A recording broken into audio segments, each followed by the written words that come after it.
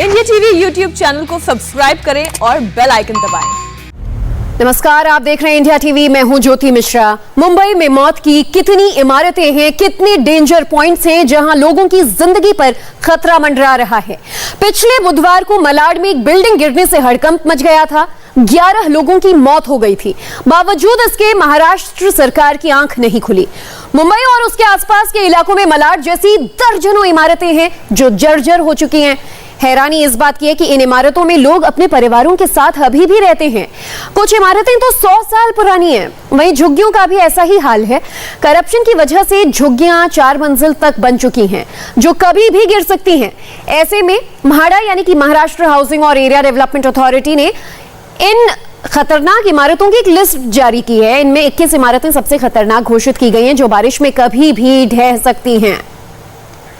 मुंबई के बांद्रा ईस्ट में सैकड़ों झुग्गियां 4 मंजिला इमारतों में तब्दील हो चुकी हैं। इनमें से ज्यादातर जर्जर हालत में। खास बात तो यह है कि यह इलाका उद्धव ठाकरे के घर मातोश्री के महज 2 किलोमीटर के अंदर में है।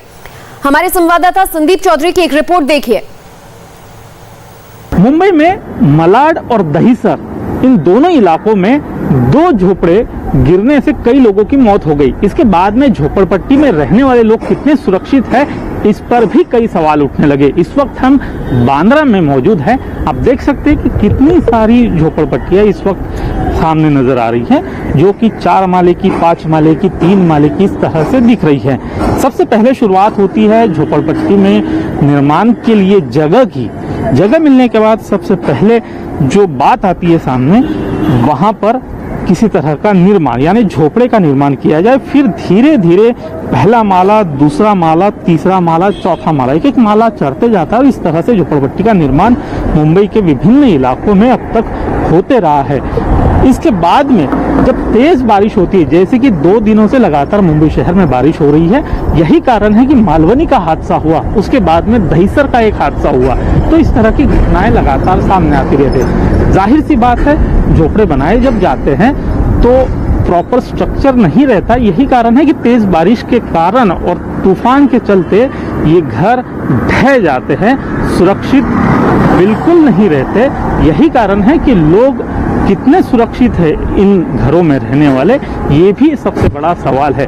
कई बार प्रश्न उठाए जाते हैं, विधानसभा हो या फिर बीएमसी के सामने हो, लेकिन कोई सरकार की तरफ से या फिर प्रशासन की तरफ से कोई ठोस कदम नहीं उठाए जाते।